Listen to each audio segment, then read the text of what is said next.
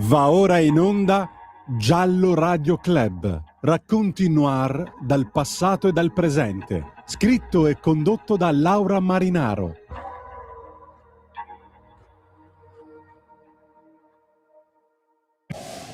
C'è un primo problema, perché il verbale di esempio inizia alle 10:30, finisce alle 14:40, ma è come se lei avesse il dono dell'ubiquità, perché lo stesso giorno alle 11:25 inizia il verbale di Biasibetti Alessandro.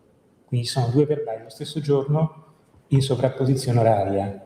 Lei si ricorda qualcosa? E io continuo a non avere una visione come ricordo del famoso bigliettino del parcheggio, però vedendo, perché già l'altra volta stavo cercando di ricordarmi sul fatto dell'orario, che questo verbale ha un lasso di tempo tra apertura e chiusura molto, molto ampio, solitamente sono più veloce, non ci metto 4 ore per fare un verbale del genere. Io non lo ricordo, però con questo verbale non posso escludere che effettivamente abbiamo atteso questo biglietto, ma non lo riesco a ricordare, però un verbale di 4 ore così. Sì, ho capito, ma scusi. Bentornati a Giallo Radio Club, bentornati tutti quanti. Avete capito che oggi parliamo di nuovo del giallo di Garlasco, perché di fatto è davvero un giallo ancora. Ricordate, se volete, 0292947222 340 670 9659 per i WhatsApp. Allora, avete appena ascoltato l'inizio del verbale di interrogatorio, l'ultimo di una serie, insomma, da parte del procuratore aggiunto di Pavia, Stefano Civardi, a Gennaro Cassese, colonnello dei Carabinieri, che ai tempi non solo del delitto comandava la compagnia di Vigevano, ma poi dopo, nel periodo, cioè l'anno dopo, nel 2008, sentì per la prima volta Andrea Sempio in questo famoso verbale, che poi venne interrotto perché Andrea Sempio si sentì male, poi andò a prendere il famoso scontrino che di fatto per la procura è un indizio di colpevolezza, perché è un falso alibi. Quindi Gennaro Cassese adesso sappiamo per certo, ma l'abbiamo capito già quel giorno durante il verbale, che è stato interrotto proprio perché lui è stato indagato per false informazioni al PM. Più che altro è sui non ricordo che ricorrono. Non ve lo faccio sentire tutto, tanto penso che lo conosciate. Quindi, diciamo, questa è la novità, nel senso di notizia che è emersa negli ultimi giorni. La procura sta lavorando silentemente ancora, e ne parliamo con un esperto, il professor Francesco Galassi, paleopatologo, antropologo e medico, ovviamente forense, che insomma è stato un po' è al centro del dibattito, perché lui, che aveva una posizione insomma abbastanza dubbiosa su questa nuova indagine inizialmente, come molti, però poi si è approcciato alla consulenza della professoressa Cattaneo, quindi per la procura alla consulenza medico-legale della professoressa Cattaneo, e ha capito che forse è lì diciamo la chiave di volta di questo caso, la chiave di volta che potrebbe portare a riscrivere davvero una nuova storia. Benvenuto. Buongiorno dottoressa Marinaro, buongiorno Laura, eccoci qua.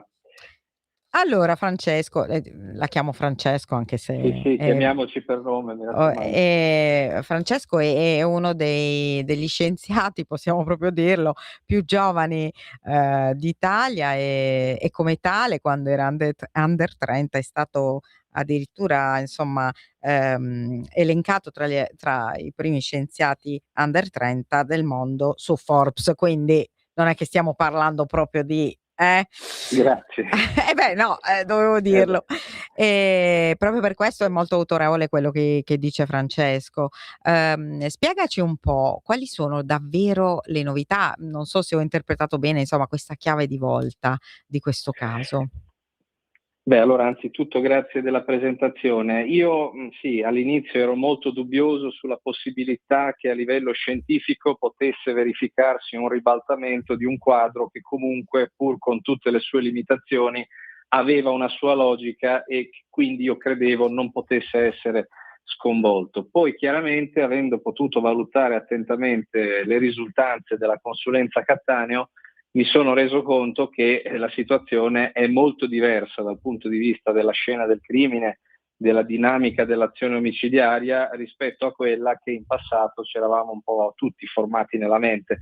Soprattutto ci sono due elementi che io ho considerato cruciali per questo mio cambio di prospettiva, e ci tengo a dire che comunque io ho sempre parlato degli aspetti solamente scientifici, non mi sono mai avventurato su questioni relative al movente, alla psicologia, alla criminologia o alla colpevolezza o innocenza di una persona o dell'altra rispetto ai giudici e quello che eventualmente stabiliranno nuovi giudici, ma dal punto di vista scientifico la situazione oggi è molto diversa. Questi due aspetti sono anzitutto il fatto che la vittima, nella analisi della professoressa Cattaneo, abbia reagito al proprio aggressore.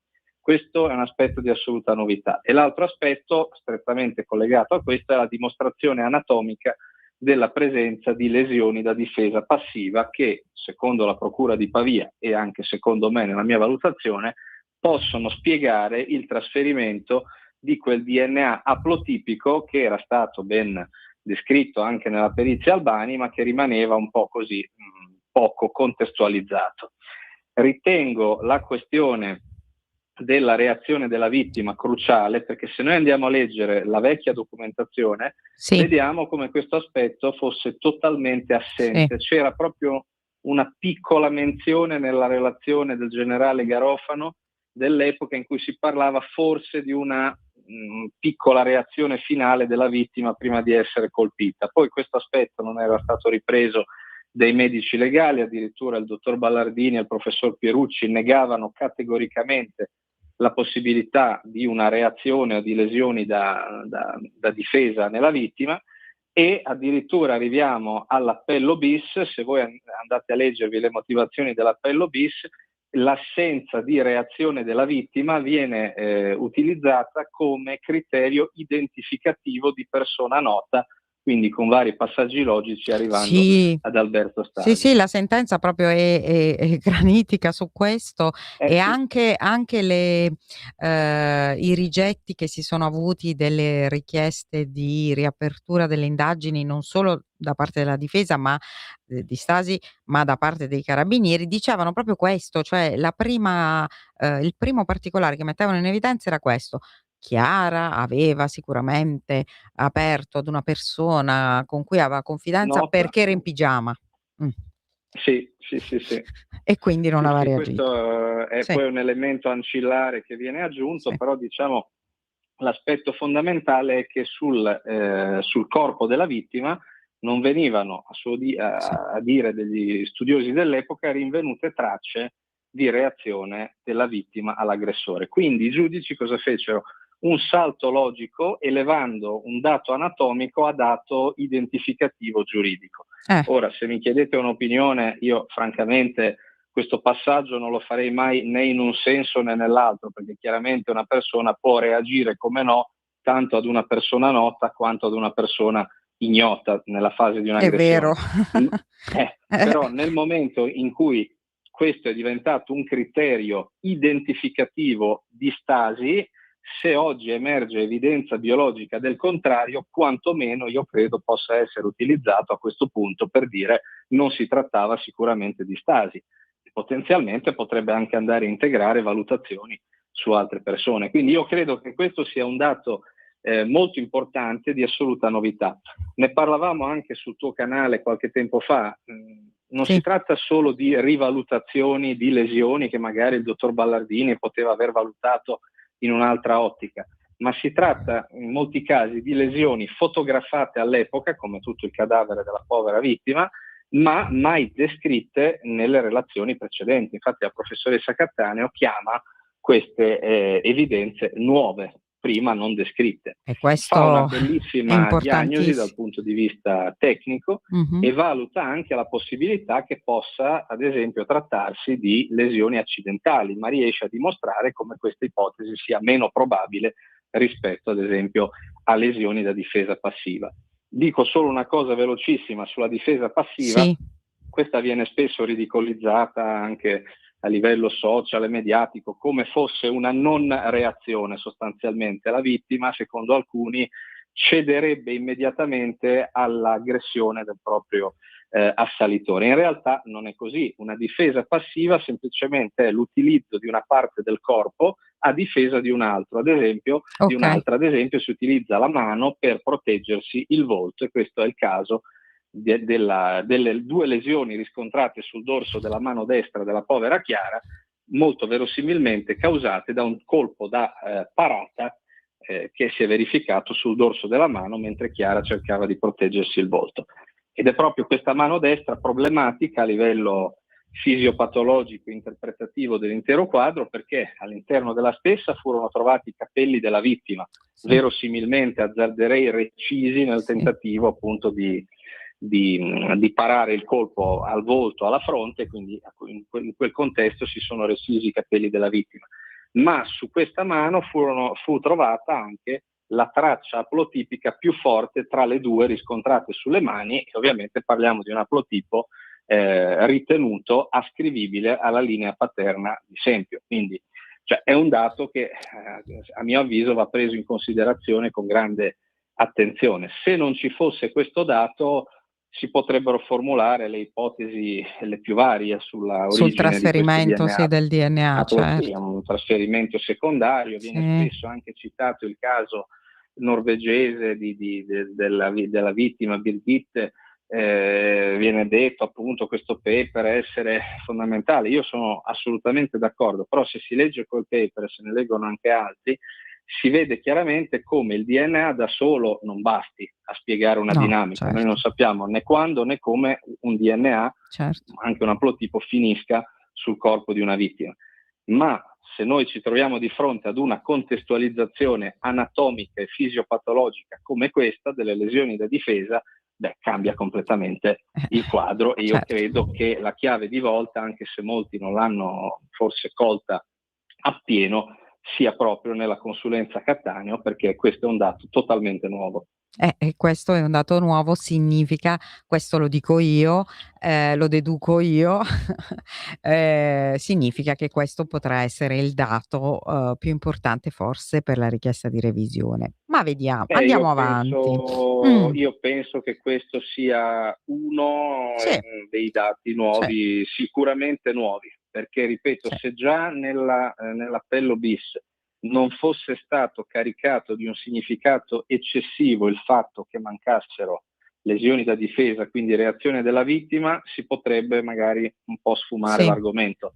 Ma alla luce di quello che è stato scritto, quindi di un criterio identificativo istituito dalla Corte, io credo che questo sia un elemento assolutamente nuovo. Non a caso, benché abbia notato che la difesa Sempio tenda un po' a sminuire la portata di quel DNA, nella relazione del proprio medico legale presta una grande attenzione ad un tentativo di confutare queste lesioni da difesa. Ma io credo che la dimostrazione della professoressa Cattaneo abbia qualcosa in più e sia molto ben documentata, quindi non sia sufficiente una critica interpretativa. Servirebbero dei dati originali che però chiaramente in assenza di riesumazione è impossibile produrre, e anche con una esumazione non è detto che ormai sarebbe possibile produrre. Ecco. Però io credo che forse si potrebbe tentare questa carta. Senti, ma invece c'è un'altra cosa molto importante a cui tu hai fatto sempre riferimento, e se ci vuoi spiegare, anche se ovviamente abbiamo pochi minuti perché devi andare, però se ci vuoi spiegare questa cosa, questo piccolo particolare delle misure antropometriche che di fatto sono anche una grande novità di questa consulenza e che rimandano all'attuale indagato, obiettivamente. Allora, la questione è questa. Quando la professoressa Cattaneo fu nominata come consulente della Procura, se vi ricordate, nel documento pubblico che fu emesso per spiegare questo incarico, fu indicata sia come medico legale sia come antropologa forense. Quindi fin da subito si è capito che questo non sarebbe stato un classico caso medico-legale tradizionale, ma un caso anche fortemente anatomico ed antropologico forense.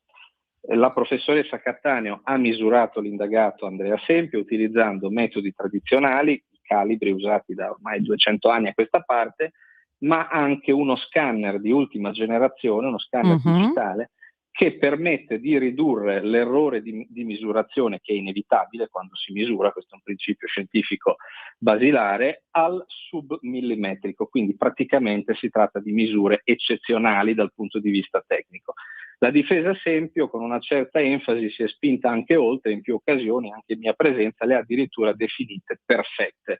Io non avrei mai usato questo termine perché prima di definire perfetto qualcosa almeno vorrei rimisurarlo io in maniera indipendente, certo, con una strumentazione pari o superiore, però loro sono contenti di queste misure al punto che ne prendono alcune a livello podalico per cercare di dimostrare che il piede attuale di Andrea Sempio non può combaciare con la scarpa Frau, della quale si è tanto parlato.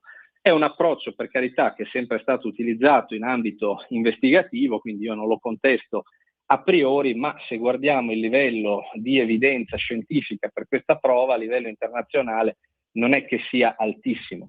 Se poi consideriamo anche che la larghezza del piede tra i tanti parametri metrici del piede è quella più variabile nel corso del tempo per la lassità dei tessuti che ovviamente aumenta il peso, insomma il discorso sarebbe lungo, ecco, non mi sembra quello francamente il parametro migliore per fare una valutazione di questo tipo. Peraltro mi pare di capire che la Procura di Pavia non sia neanche più, in seguito alle proprie consulenze, granitica sul fatto che si tratti proprio di quella scarpa, ma che ci sia una certa qual interpretazione anche su altre possibili scarpe. Quindi la cosa fondamentale non è più fare il match tra piede e scarpa, ma vedere se quel piede con la sua forma e la sua biomeccanica è compatibile con quella determinata orma, e questa è una branca recente dell'antropologia forense che si chiama podiatria forense, si è sviluppata da un decennio a questa parte. D'altra parte, se fosse bastata una prova della scarpa, io credo che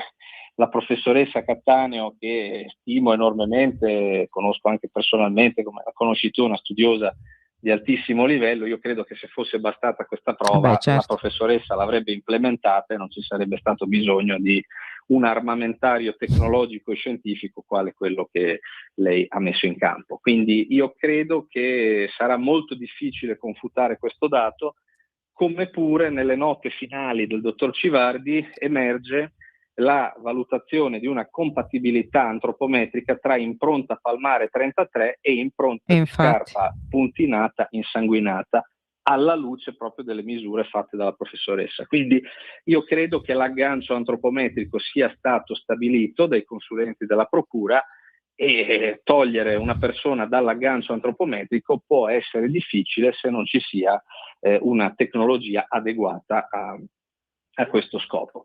Quindi io dal punto di vista scientifico credo che la situazione sia severa.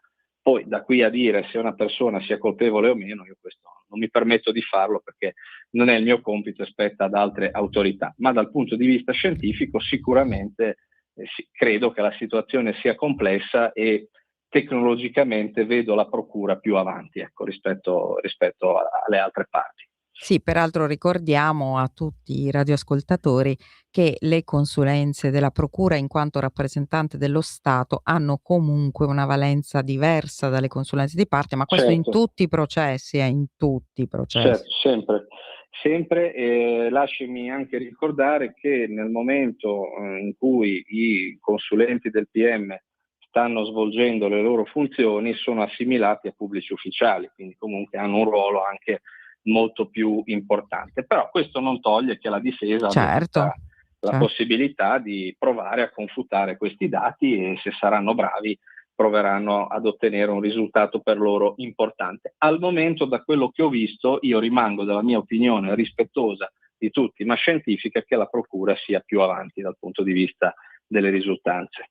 Poi sappiamo, giusto, che la scienza, va corroborata poi con tutto il resto, ma qui mi sembra, Certo. non so, dal quadro che tu hai potuto, farti, che ci sia anche abbastanza nel resto, cioè c'è un quadro abbastanza completo che va per quello che sappiamo, perché poi non è che sappiamo Ma, tutto. io vedo un'indagine della procura molto, scientifica come metodo applicato non solo agli aspetti più biomedici della questione, ma anche a quelli investigativi e Mh. giudiziari. Su quelli io non commento per mia Sì, prassi, sì. perché è giusto che, siano commentati da chi più di me è competente su questi argomenti. Certo è che emerge il quadro di un indagato al momento all'interno di quella che io chiamo una maglia, non voglio dire gabbia, una maglia di compatibilità convergenti. Tutte queste compatibilità vanno verso quella direzione, ma in maniera autonoma l'una dall'altra e simultaneamente si amplificano col loro effetto magnificante se considerate tutte assieme. Quindi se ci si trova in una situazione del genere Eh. bisogna confutare ogni singolo aspetto che vada appunto da quelli investigativi che tu citavi, più tradizionali, a quelli altamente tecnologici della parte scientifica. Quindi è una situazione a mio avviso complessa e va valutato anche quello che succederà nelle prossime settimane.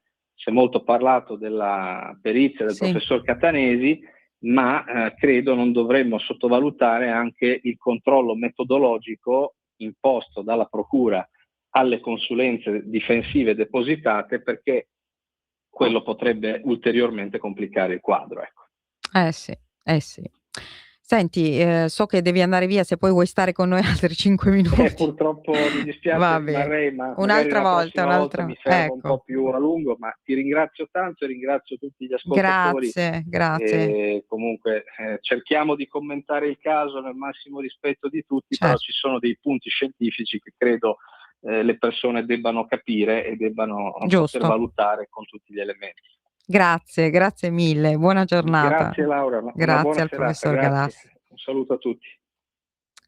Allora, avete sentito, è chiarissimo quello che ha detto, insomma, molti dicono, no, la scienza, ne abbiamo parlato anche qui, no, in riferimento ad altri casi, quanto la scienza può, aiutare davvero a risolvere un caso e quanto le indagini tradizionali. Beh, in questo caso, saranno 2, elementi insieme, come ha detto lui, che si incastreranno, anzi si stanno incastrando. È stato così anche per altri casi di cui abbiamo parlato, ricordiamolo, ne abbiamo parlato da poco perché c'è stata la sentenza dopo tanti anni per il delitto di Nada Acella, che è rimasto insoluto per, decenni e che è stato, alla fine risolto perlomeno in primo grado, con una sentenza di primo grado, poi, stanno già lavorando all'appello, ehm, grazie ad una prova scientifica proprio di una genetista che poi ha riletto però tutte le carte, perché c'è sempre, quando c'è un cold case, la rilettura di tutte le carte. Nel caso di Chiara Poggi non è un cold case, perché abbiamo un condannato in via definitiva, Alberto Stasi, che sappiamo tra l'altro, da poco ha avuto la possibilità di, terminare gli ultimi anni di carcerazione, in semilibertà, quindi abbiamo un condannato in via definitiva e abbiamo però una procura che ha fatto proprio quella rilettura delle carte che hanno portato poi ad altre, risultanze e quindi ad avere un altro indagato che in questo momento è Andrea Sempio, però insomma staremo a vedere. Adesso, abbiamo ancora 3 minuti prima della pausa, poi facciamo la pausa, però vi volevo, annunciare che abbiamo un'intervista registrata, perché lei purtroppo adesso è in aereo, quindi non ha potuto rispondere in diretta a noi, con, l'avvocato Elisabetta Aldovrandi. La conoscerete, forse l'abbiamo già intervistata una volta, perché lei si è sempre occupata di vittime, fa parte di associazioni insomma che sostengono le vittime di reati e, Elisabetta è stata, chiamata da qualche mese nel team della difesa di Alberto Stasi per occuparsi, di tutte quelle, diciamo narrazioni un po' tossiche che sono state superate da questa nuova indagine e non solo, che riguardavano Alberto, e poi di tutte quelle persone, quei troll che continuano a cercare di delegittimare l'indagine della procura di Pavia, accusando poi accusando la difesa Stasi di essere stata, la vera macchina, insomma, infernale che ha portato alla riapertura, e soprattutto continuano ad accusare Alberto come quel mostro che è il biondino dagli occhi di ghiaccio, che ha ucciso la sua ragazza così, senza colpo ferire, cioè nel senso senza una lite, così. È andato improvvisamente quella mattina, dopo che la sera aveva mangiato la pizza ed era stato con lei, perché non si sa perché poi il movente non è mai stato stabilito, questi parlo di sentenze. Ecco, lei si sta occupando proprio di collezionare tutto quello che viene scritto, che viene detto sui social, in televisione, e valutare, proprio raccogliendo delle segnalazioni addirittura anche dalla gente comune, quindi se volete potete segnalare inviandole una mail, ehm, tutte questi elementi. Perché? Perché forse un giorno, se si avrà una revisione del processo, revisione alla quale sta lavorando lo stesso Alberto con i suoi legali, Stasi potrebbe chiedere i danni, insomma, a queste persone che l'hanno vedremo quello che accadrà, quindi c'è questa parte che è molto interessante. Ovviamente, abbiamo fatto delle domande anche generiche sull'indagine di Elisabetta, quelle che insomma alle quali ha potuto rispondere, ha risposto. Abbiamo tempo per la prima magari? 1 minuto? Proviamo a fare la prima domanda. Allora, le ho chiesto: l'avvocato De Rensis, che è appunto uno dei legali di Stasi, ha fatto capire che non solo si lavora sulla revisione, ma anche su possibili rivoli con ipotesi di altri reati e altri personaggi rispetto all'indagato. Tra questi c'è appunto, già abbiamo visto Cassese, no, e poi chissà. Per quello che Ecco, vediamo cosa dice. riguarda le dichiarazioni del collega De Rensis, non so esattamente a cosa si riferisse. Certo è che posso pensare che potrebbero esservi approfondimenti e indagini ulteriori rispetto a quelle relative in senso stretto all'omicidio di Chiara Poggi. Penso per esempio alle indagini su ipotesi di corruzione che hanno stralciato la posizione dell'ex procuratore capo Venditti, ma indagini comunque che restano in piedi, quindi potrebbero esserci altri indagati. Mi viene da pensare, in via ipotetico ovviamente, però è un'ipotesi da prendere in considerazione, così come in considerazione vanno prese anche le indagini a carico dell'ex colonnello Cassese, per quello che riguarda appunto false informazioni al PM. Okay, facciamo la pausa e poi torniamo con le altre domande. Per la tua pubblicità visita il sito radiolibertà.net. Stai ascoltando Radio Libertà, la tua voce libera, senza filtri né censure, la tua radio.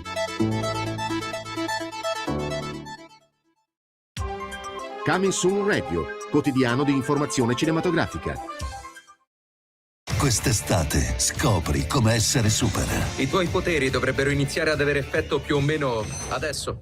Sembra che qui non andrà a finire molto bene. Per voi, ragazzi. Sei una piccola selvaggia, vero? Come? Non ci siamo ancora presentati. Supergirl, dal 25 giugno al cinema. Acquista i biglietti. Se tu scoprissi che non siamo soli, questo ti spaventerebbe? Da Steven Spielberg. Non riesco a capire. Sono persone.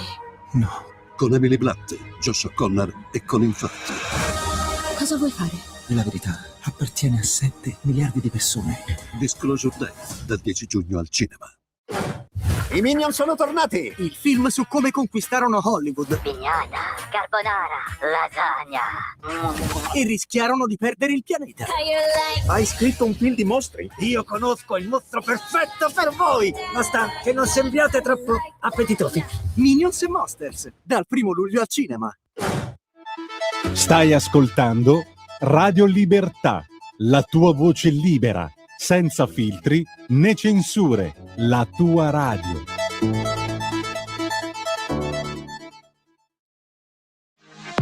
Per la tua pubblicità visita il sito radiolibertà.net.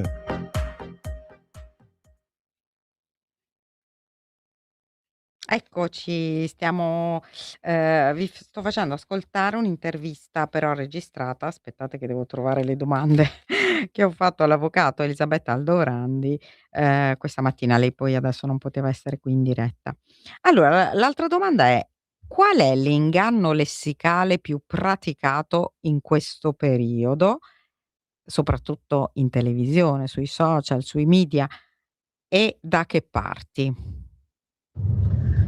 L'inganno lessicale più praticato in questo periodo, a mio parere, è quello di continuare a bollare le presenti indagini come del tutto fantasiose, indagini costruite sul nulla, indagini che non hanno alcun senso, che non porteranno a nulla, anche perché stiamo parlando comunque di centinaia di pagine tra informative, consulenze e una perizia, stiamo parlando di molti uomini delle forze dell'ordine, ma stessi pubblici ministeri che da mesi sono impegnati in queste indagini, per cui sinceramente pensare che tutto sia stato aperto per un non nulla e sia costruito altrettanto sul nulla mi sembra questo assolutamente fantasioso.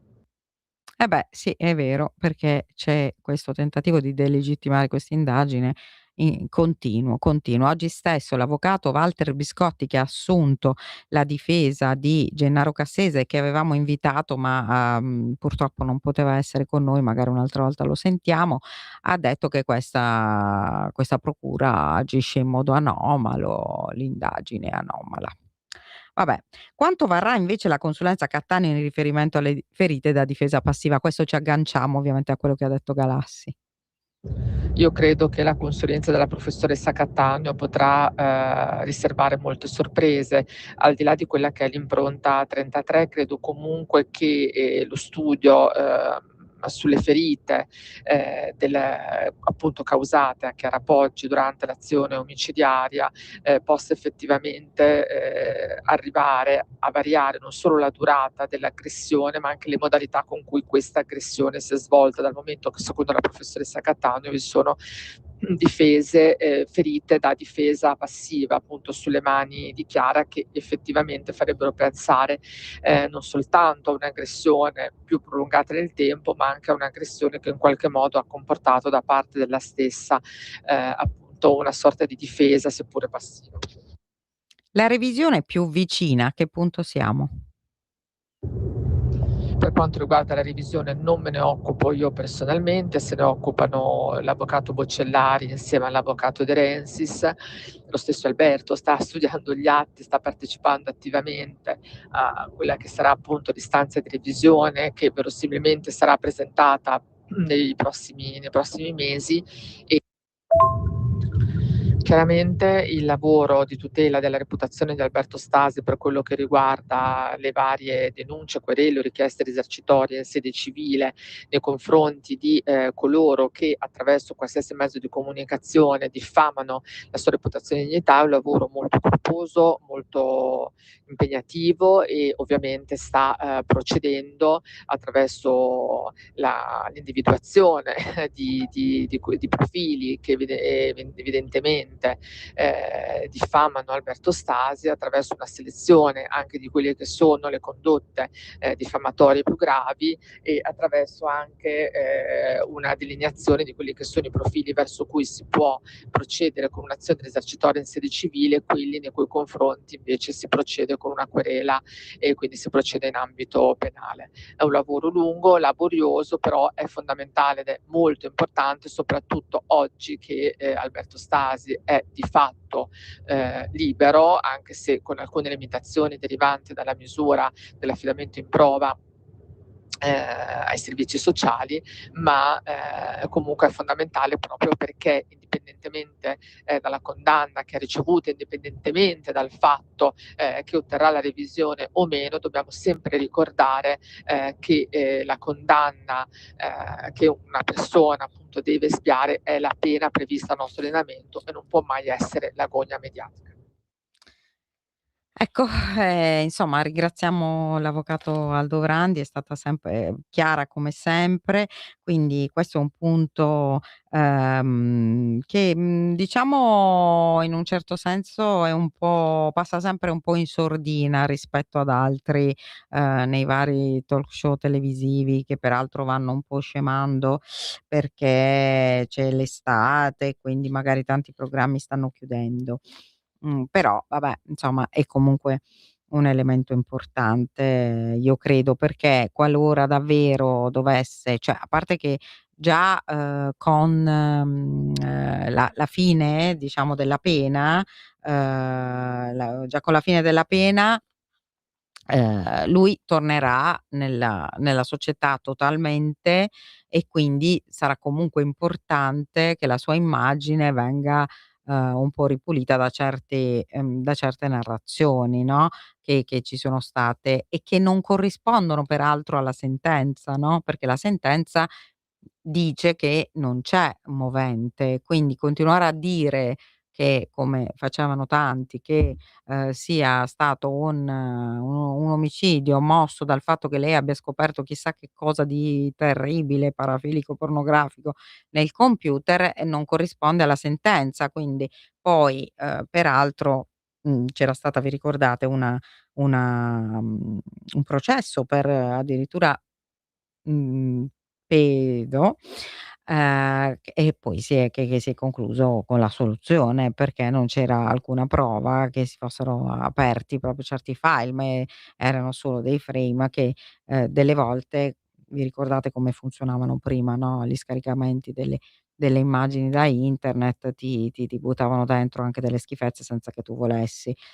E quindi vabbè, questo è importante. Quindi, per ora ci lasciamo così su Garlasco, magari poi faremo un'ultima puntata prima delle vacanze. Adesso io, mi fermo per una settimana perché vado io in vacanza una settimana, però, poi magari torneremo prima insomma di agosto. Voglio parlare invece adesso di un caso che rimane davvero un grande mistero.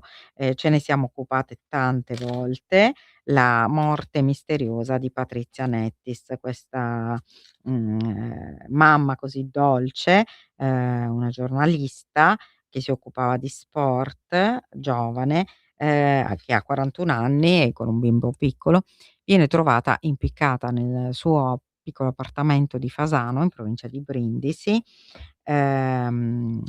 Fasano è la città dove viveva perché appunto faceva anche l'addetta stampa del comune. Aveva avvolto al collo un lenzuolo che non è mai stato analizzato. Patrizia non è mai stata sottoposta ad autopsia, si è liquidato tutto subito come suicidio, malgrado ci fosse tra l'altro, nessuna evidenza del suicidio, della volontà suicidiaria, e per 2 volte la procura ha archiviato, il caso. I familiari, in particolare papà Vito Nettis e mamma Rosanna Angelillo, si oppongono con l'avvocato Castellaneta strenuamente, l'abbiamo sentito anche ultimamente, perché, ci sono degli accertamenti che non sono mai stati fatti e che, dovrebbero essere fatti per mettere un punto definitivo. È importante, perché, avete visto, no, ci ha parlato Galassi di quanto sia importante la scienza corroborata da tutto il resto. Qui, cioè, in mancanza di un'autopsia, è stata fatta un'autopsia, una consulenza autoptica di parte dal dottor Bacco che ha, effettivamente concluso col fatto che la dinamica e tutto quanto, le evidenze, non fanno propendere assolutamente per il suicidio, però, non è mai stata, proprio analizzata, non è mai stata periziata quell'autopsia e cioè non è stata fatta l'autopsia e soprattutto i, genitori chiedono anche tanto altro, magari di ricontrollare i device, perché ci sono tanti dubbi. Quindi si oppongono di nuovo e quindi per questo io, chiedo a Vito Nettis le ultime novità. Bentornato Vito. Buonasera, bentornata, grazie per l'invito. Allora Vito, ci risiamo di nuovo archiviazione. Ma perché non vogliono riaprire?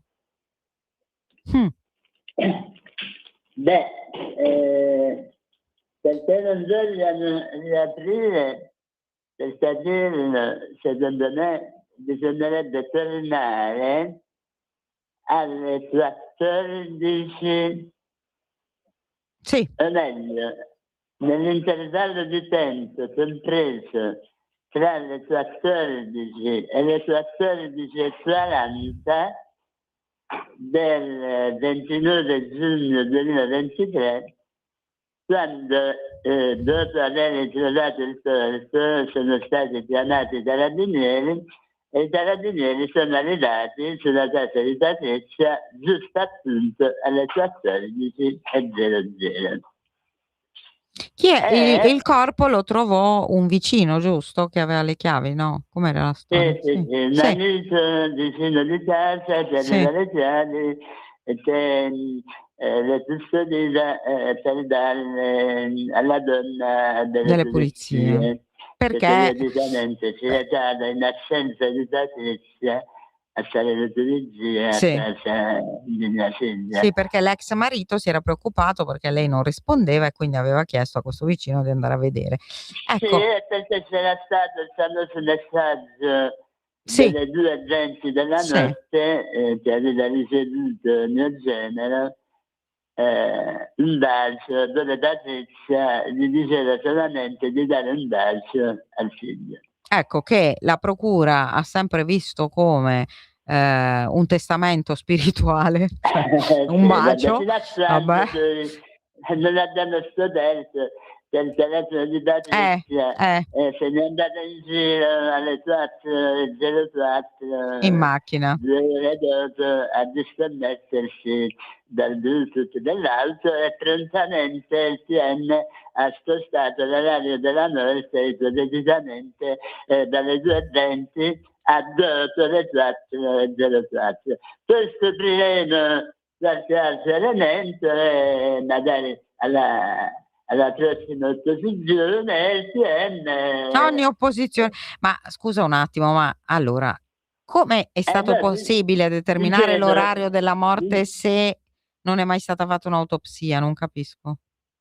No, dicevo, perciò è tornato in quella mezz'ora famosa. In quella mezz'ora famosa i carabinieri di concerto con il TN di Turino, noteggiandolo per telefono, stabilirono che si trattava di suicidio. In mezz'ora stabilirono questo. Dico in mezz'ora perché loro hanno fatto un bel verbale molto dettagliato, mettendo in ordine tutte le operazioni che hanno fatto in quella mezz'ora. Peccato che non abbiano stabilito i tempi, però i tempi non sono stati stabiliti da loro sul verbale. Loro dicono che cominciano dopo le 14. La fine di questa attività è stabilita dall'arrivo di mio genero, no? Il giorno dell'incidente, e proprio dal fatto che mio genero mostra quel famoso messaggio dato al figlio ai carabinieri, i quali lo acquisiscono facendo una foto del telefono di mio genero, va bene? E loro dicono che prima che arrivasse mio genero, lo dicono chiaramente nel verbale, il TN di Turino aveva già stabilito che non c'era nessuna segno di violenza evidente e aveva messo già la salma a disposizione della famiglia. Quindi arriva mio genero e l'orario di quella foto al telefono di mio genero è 14:40. Perciò io posso senza ombra di dubbio affermare che nel breve arco di tempo di 35 minuti loro hanno stabilito tutto. Chiaramente per poter stabilire tutto senza un edito legale, senza nessuna valutazione criminalistica, senza nemmeno osservare i segni sul collo per vedere se corrispondevano col nodo, senza fare niente, hanno stabilito suicidio. È chiaro che adesso ha diritto al suicidio in queste modalità, che chiaramente sono inaccettabili, sono discutibili, si possono rifiutare in 275.000 opposizioni. È chiaro che avendo operato in questo modo, il piano di turno non dà sul luogo dell'incidente, non si preoccupano di conservare le zone, non fanno niente di tutto quello che il buon senso. Io non dico il frutto investigativo, ma il buon senso del padre di famiglia, dell'uomo comune, della mascaglia che lascia la spesa al mercato, non la professionalità di questi soggetti che sono intervenuti. Hanno operato sulla base di un pregiudizio. Ed è questo pregiudizio che è difficile da spalmare. Ed è evidente che l'apparato giudiziario in questo caso specifico ha preferito mantenere il punto sul pregiudizio piuttosto che aprire gli occhi anche alle foto che noi abbiamo mandato in procura l'8 agosto, quindi dopo un mese, alle date alla prima richiesta di autopsia, cioè le foto fatte al corpo di mia figlia nell'obitorio, dove si vede per esempio chiaramente il segno sul collo. Quel segno sul collo, nel definire che si trattava di suicidio, non è stato mai valutato dalle sue 14 alle sue 14:40, perché quando noi siamo arrivati alle 15 sul luogo dell'incidente, il corpo di mia figlia era ancora appeso al lenzuolo, perché ci hanno espressamente detto non abbiamo rimosso il corpo perché ci abbiamo dato la possibilità di dover vedere la scena. Pazzesco. Noi rinunciamo a questa visione e immediatamente il corpo fu staccato e trasferito all'obitorio. Era stato già deciso tutto. Senti Vito, abbiamo qui in collegamento l'avvocato Alessio Erasmo Antonelli che si sta occupando molto di Garlasco, però visto che ci troviamo, lui è molto sul pezzo e penso che conosca anche la vostra vicenda. Gli volevo proprio chiedere, bentornato Alessio. Ciao, buonasera a tutti. Ciao, non so se conosci la vicenda perché sono molto simili queste due vicende, nel senso che ci sono degli errori macroscopici qui dei carabinieri, diciamolo Vito, insomma gli errori ci sono stati. Adesso loro si sono opposti per la seconda volta, cioè qui non c'è stato addirittura, Alessio, non so se tu lo sai, ma non c'è stato addirittura repertamento di nulla, analisi della scena del crimine 0, addirittura il lenzuolo con cui Patrizia è stata trovata, insomma, che era legato al collo, è stato restituito alla famiglia e non è mai stato analizzato. Ecco, cosa possono fare? Questi carabinieri,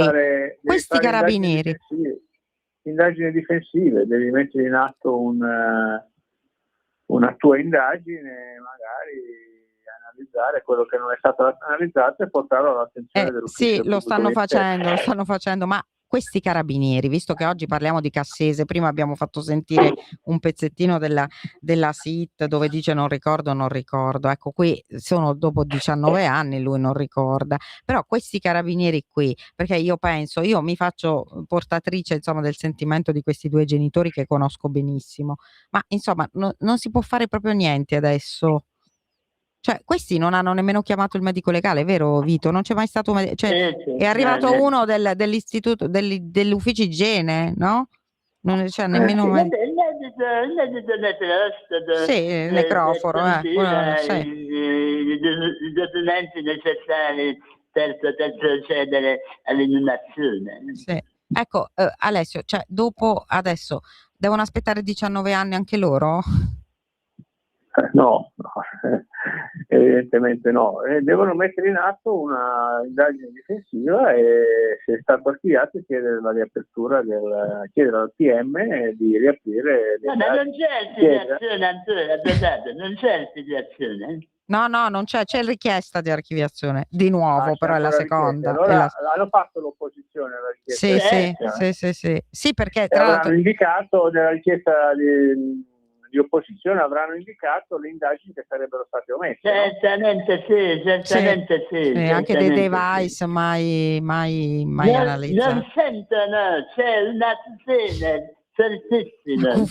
Ecco, quello c'aveva la malattia, no, della memoria, questi hanno l'acufene. A proposito di Cassese, scusami Vito, chiedo proprio ad Alessio al volo questo, a proposito di Cassese, ecco, tanti oggi stanno cercando insomma di dire vabbè, ma sì, ma falsa informazione al PM, cosa vuoi che sia?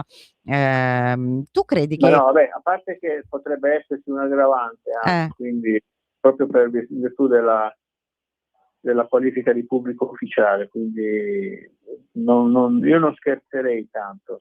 In realtà loro in un certo senso è come se scommettessero sul fatto che un giudice possa dar ragione semplicemente perché la memoria non si può, come dire, storcere un ricordo se non ce l'hai o forzare se non ce l'hai. In realtà secondo me lì c'è qualcosa in giro fra le tante esternazioni, diciamo, sui media che possa in qualche modo ricondurre al fatto che lui abbia ricordato qualcosa in altre sedi, tranne che nella sede dove doveva ricordare. Questo è secondo me il vero obiettivo da parte della procura, che magari salti fuori, che sicuramente magari c'è un'intervista o un intervento su una piattaforma o qualsiasi dove lui in realtà abbia ricostruito quei momenti, solo che non li ha voluti ricostruire dove doveva ricostruirli.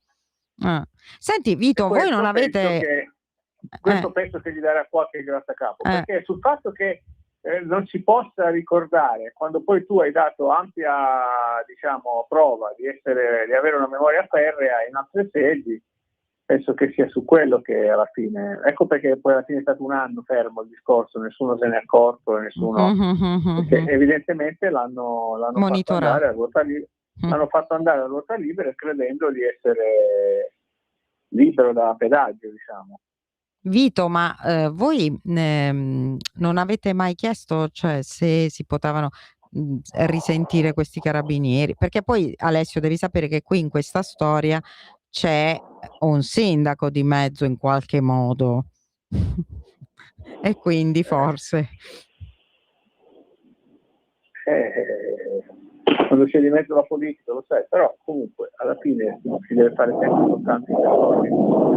Adesso se c'è un'opposizione, c'è un giudice, sono stati indicati dei mezzi di prova che non sono stati esperiti e che quindi l'inchiesta potrebbe essere lacunosa e portare a tutta una nuova verità, bisogna sperare che il giudice, come dire, si faccia carico e ci sarà un'udienza e nell'udienza bisogna discutere questa evenienza qua.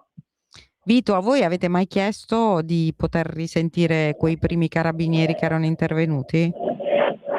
Noi abbiamo richiesto nell'ultima sessione, sento dei rumori strani, di risentire tutti, di rivedere tutto l'attacco.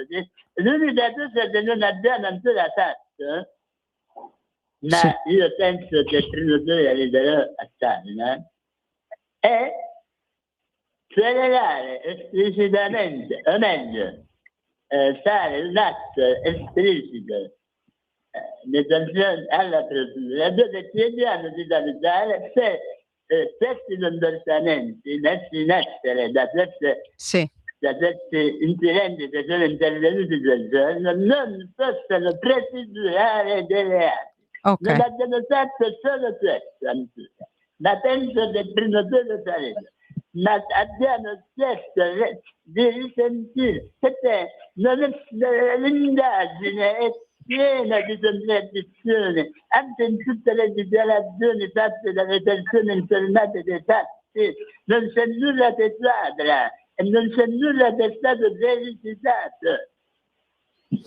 Abbiamo chiesto di rendere verificato il tutto. Ecco Alessio, credo che questo sia un punto importante, no? Che è un po' quello che la Procura di Pavia sta facendo da sola, però qui perché non c'è una famiglia della vittima che chiede di fare questo, però qui è la famiglia della vittima che lo chiede. Secondo te le possibilità ci sono?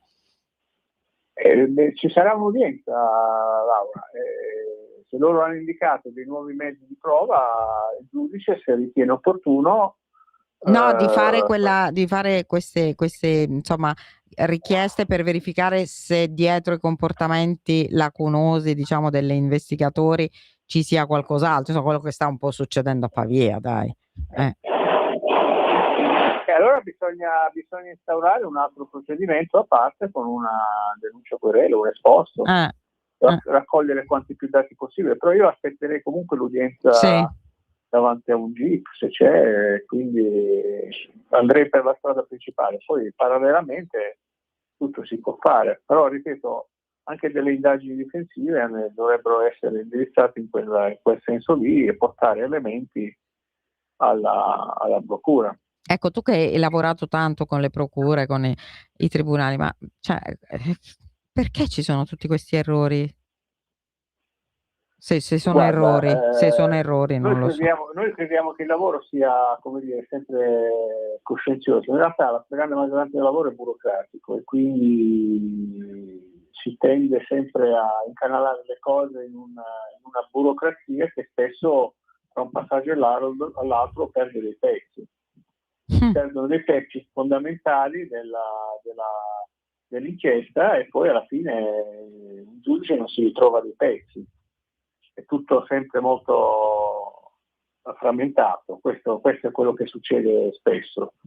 Poi se non c'è la volontà, Laura, se non c'è la volontà di perseguire le cose, le strade, ormai non perde tempo più nessuno in ipotesi che non stiano con la Cartabia, poi se non c'è la ragionevole fondatezza di arrivare ad una condanna, i PM non si sentono neanche motivati a cercare delle cose, se poi c'è questa scure della Cartabia che ha un po' scremato tutto quello che deve andare davanti al giudice.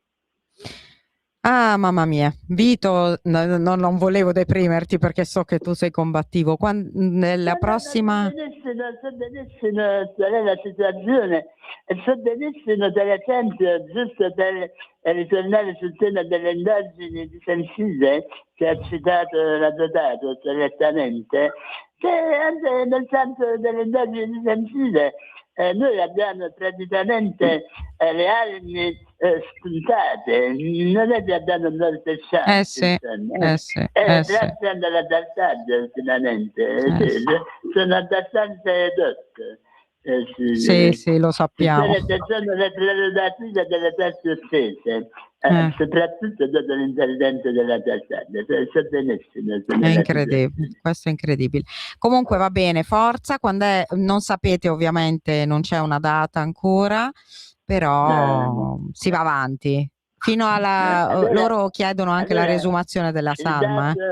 Il dato statistico quello è un dell'italiano di un anno. Potrebbe essere un anno.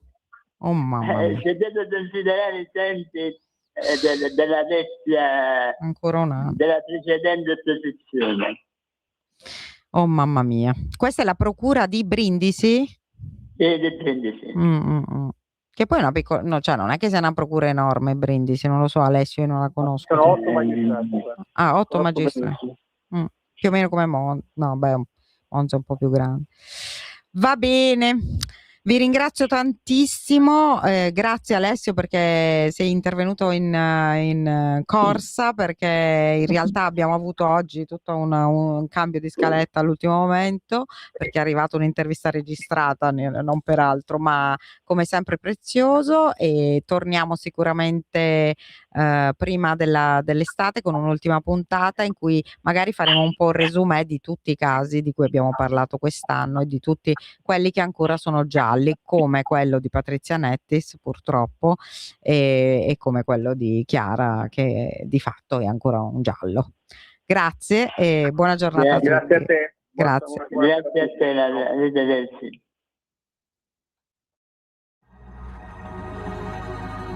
Avete ascoltato Giallo Radio Club.